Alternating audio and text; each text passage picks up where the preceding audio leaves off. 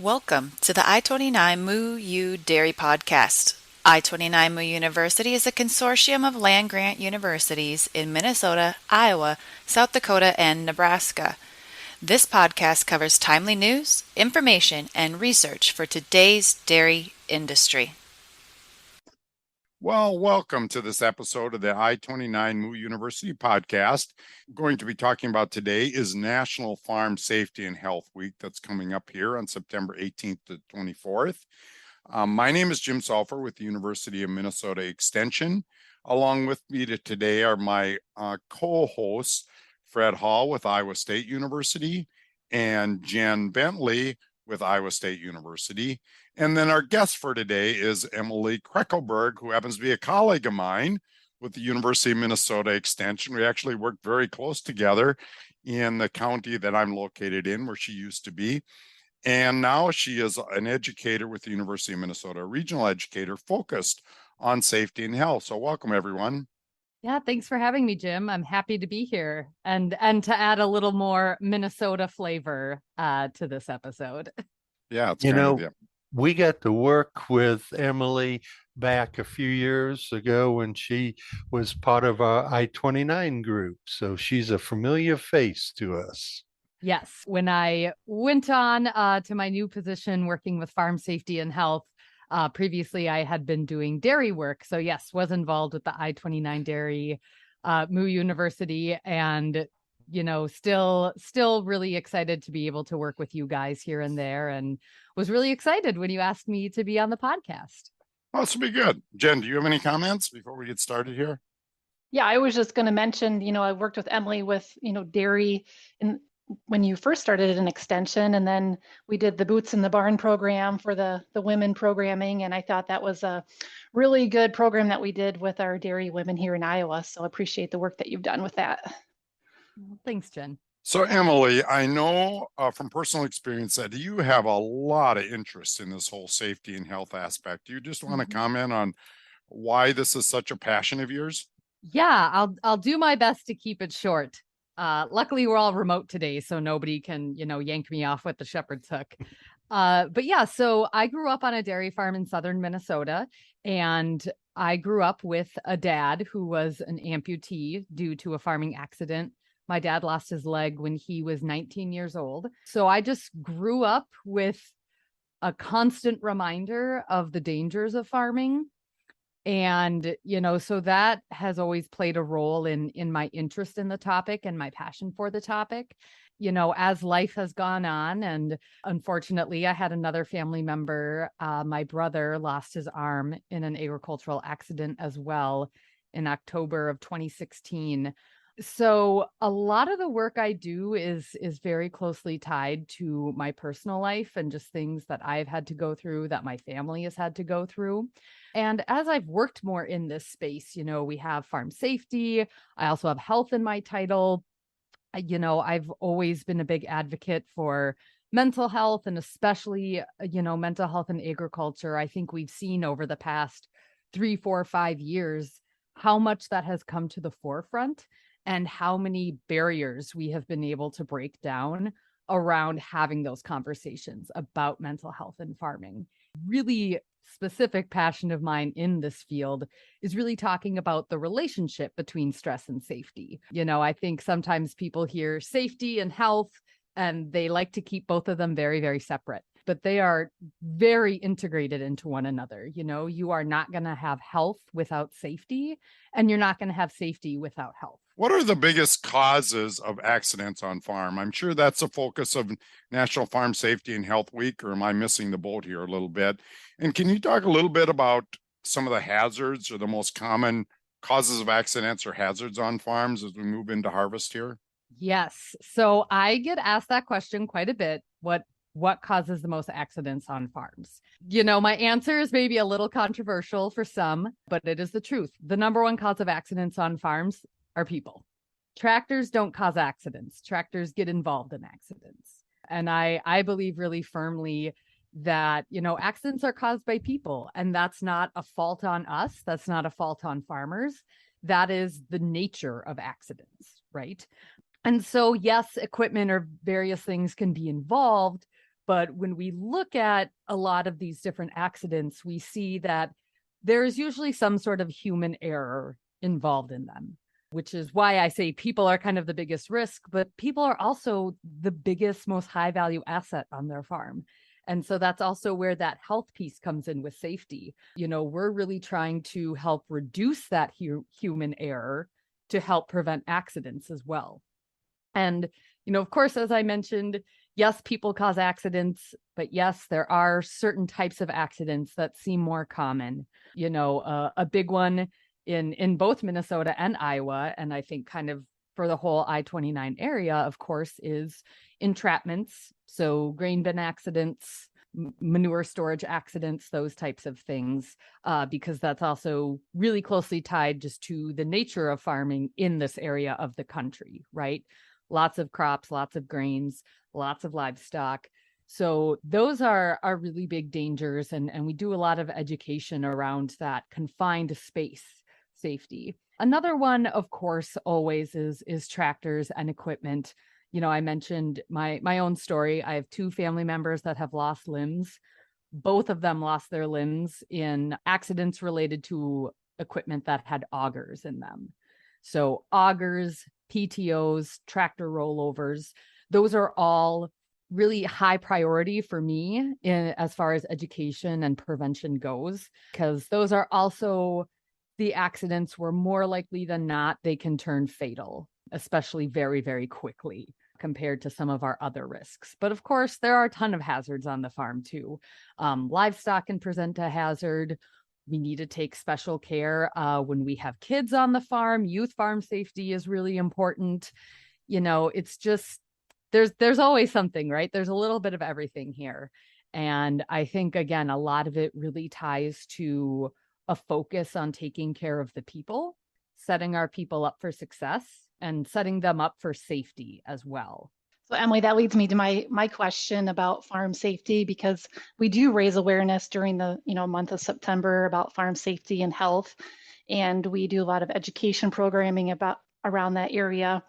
But how does a farm begin to implement farm safety? I mean, we talk about it, but then getting down to farm level, how do we begin? What are some basics that people can do?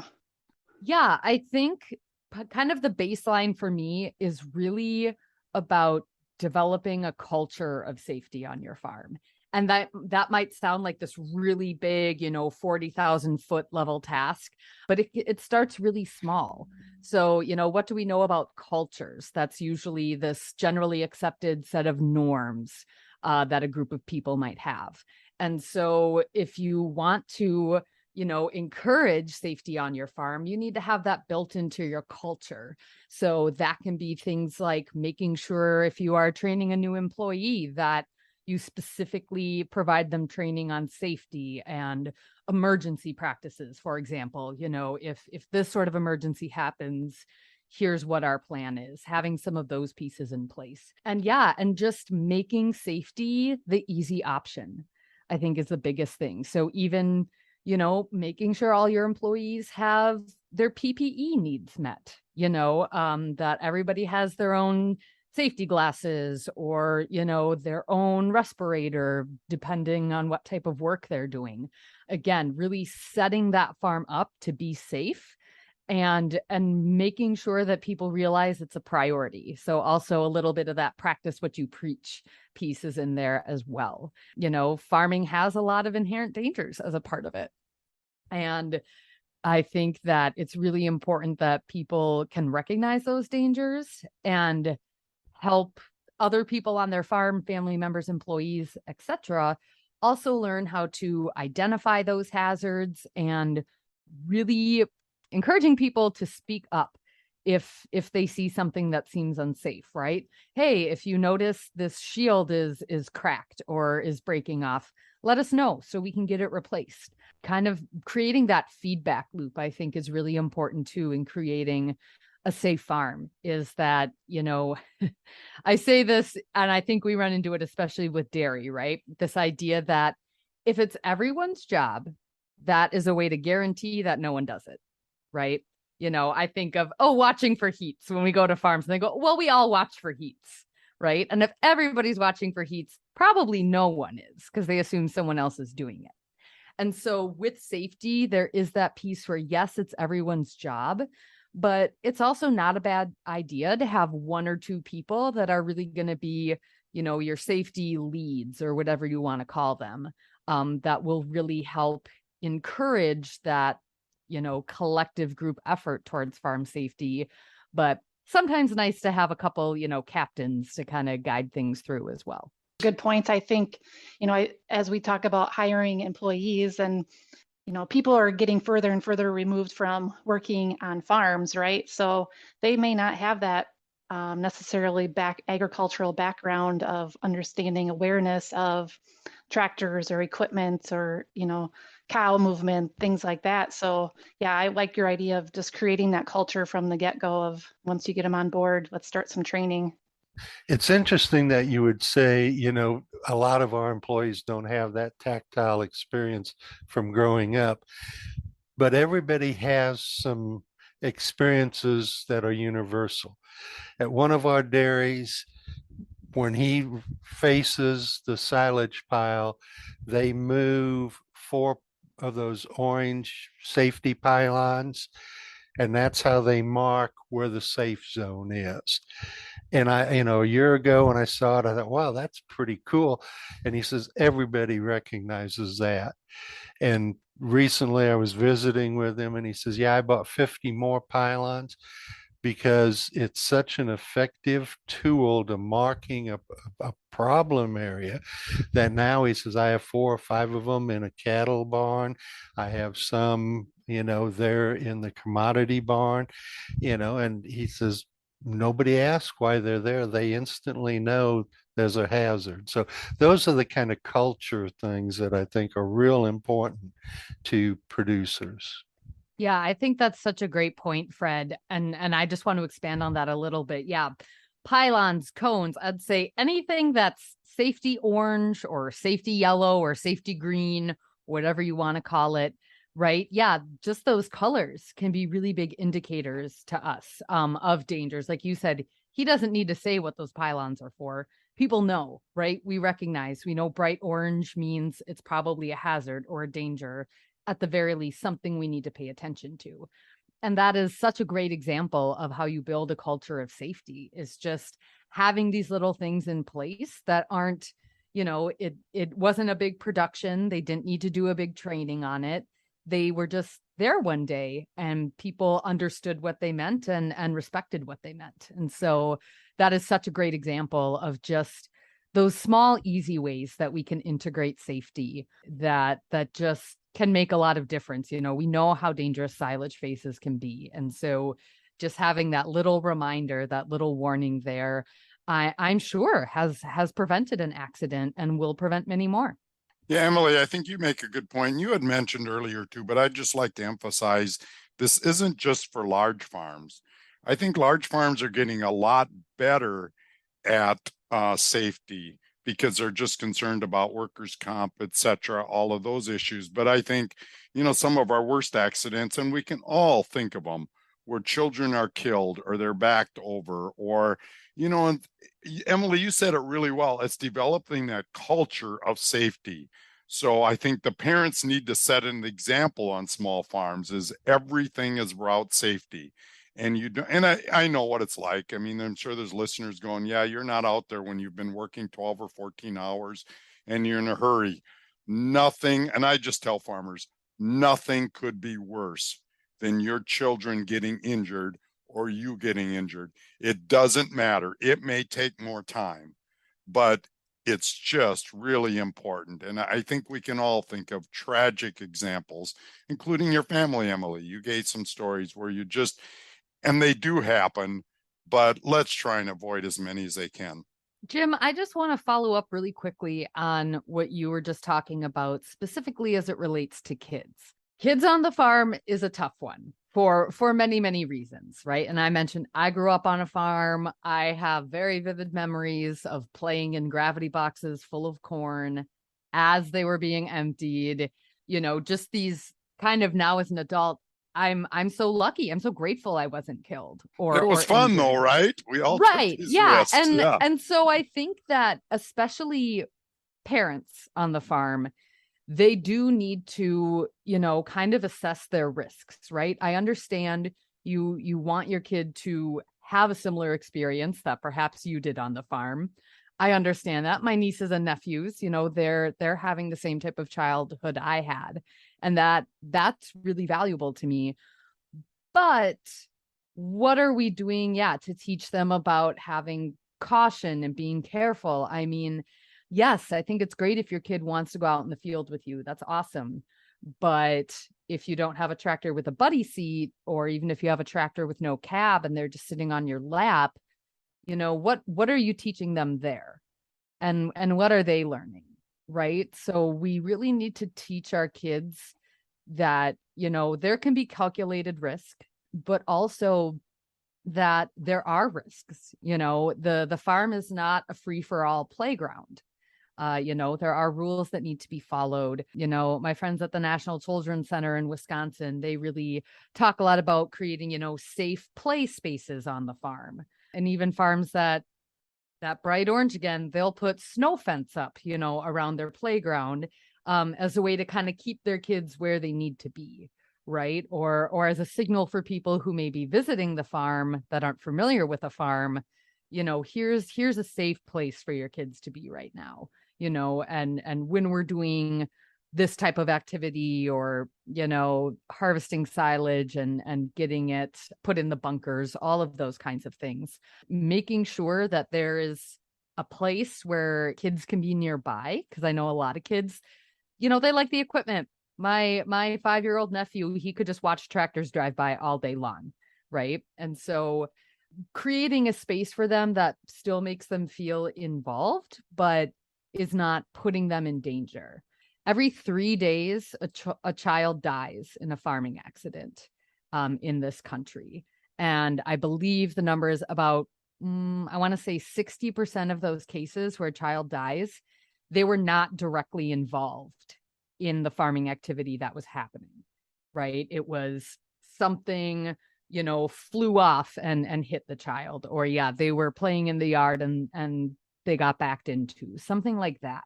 So, even if you don't have your child involved in a task, you still need to know where they are, what they're doing. Another thing I love to do at all of our youth safety programs this summer, every kid got a youth size safety vest.